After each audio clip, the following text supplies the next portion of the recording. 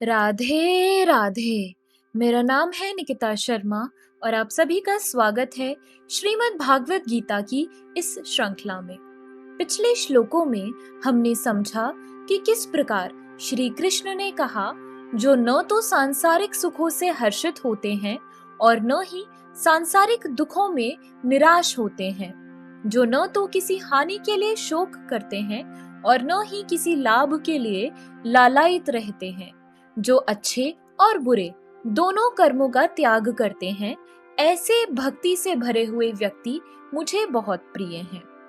चलिए आज बढ़ते हैं अगले श्लोकों की ओर। श्रीमद् भागवत गीता के 12वें अध्याय के 18वें और 19वें श्लोक में कहा गया है, समः शत्रौ च मित्रे च तथा मानापमानयोः शीतोष्ण सुख दुखेषु समः संग विवर्जितः तुल्य निंदास्तु तिमौनि संतुष्टौ येन केनचित् अनिकेतः स्थिर भक्तिमान में प्रियो नरः।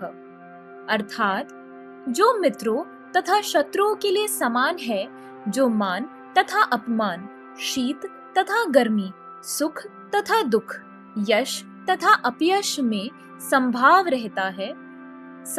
रखता है, जो दूषित संगति से सदैव मुक्त रहता है, जो सदैव मौन और किसी भी वस्तु से संतुष्ट रहता है, जो किसी प्रकार के घर बार की परवाह नहीं करता, जो ज्ञान में दृढ़ है और जो भक्ति में संलग्न है, ऐसा पुरुष मुझे अत्यंत प्रिय है।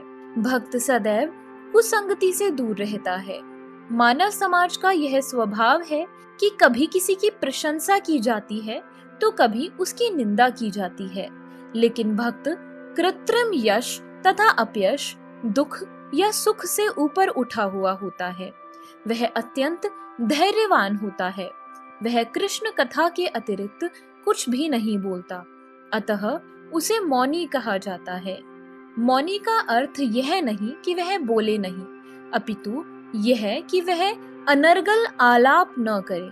मनुष्य को आवश्यकता पर बोलना चाहिए और भक्त के लिए सर्वाधिक अनिवार्य वाणी तो भगवान के लिए बोलना है। भक्त समस्त परिस्थितियों में सुखी रहता है। कभी उसे स्वादिष्ट भोजन मिलता है तो कभी नहीं, किंतु वह संतुष्ट रहता है। वह आवास की सुविधा की चिंता नहीं करता। वह कभी पेड़ के नीचे रह सकता है तो कभी अत्यंत उच्च प्रासाद में, किंतु वह इनमें से किसी के प्रति आसक्त नहीं रहता। वह स्थिर कहलाता है क्योंकि वह अपने संकल्प तथा ज्ञान में दृढ़ होता है। भले ही भक्त के लक्षणों की कुछ पुनरावृत्ति हुई हो, लेकिन यह इस बात पर बल देने के लिए है कि भक्त को ये सारे गुण अर्जित करने चाहिए। सद्गुणों के बिना कोई शुद्ध भक्त नहीं बन सकता। जो भक्त नहीं है उसमें सद्गुण नहीं होता। जो भक्त कहलाना चाहता है उसे सद्गुणों का विकास करना चाहिए।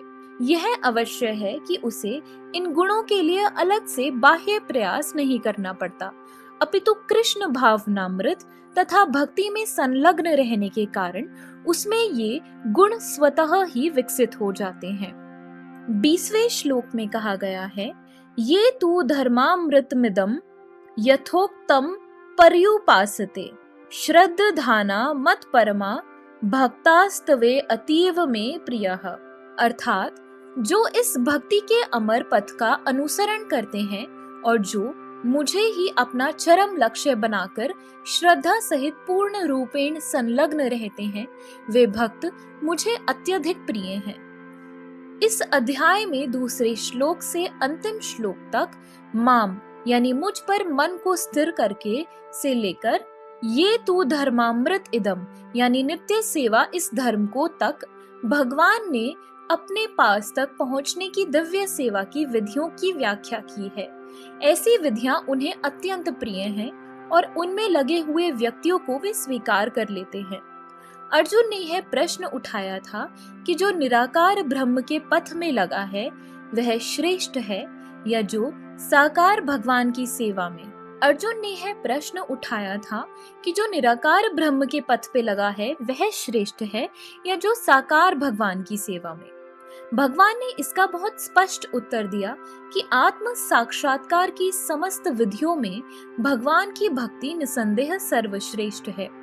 दूसरे शब्दों में इस अध्याय में यह निर्णय दिया गया है कि सुसंगति से मनुष्य में भक्ति के प्रति आसक्ति उत्पन्न होती है, जिससे वह प्रामाणिक गुरु बनाता है और तब वह उससे श्रद्धा, आसक्ति तथा भक्ति के साथ सुनता है, कीर्तन करता है और भक्ति के विधि विधानों का पालन करने लगता है। इस तरह वह भगवान की दिव्य सेवा में तत्पर हो जाता है।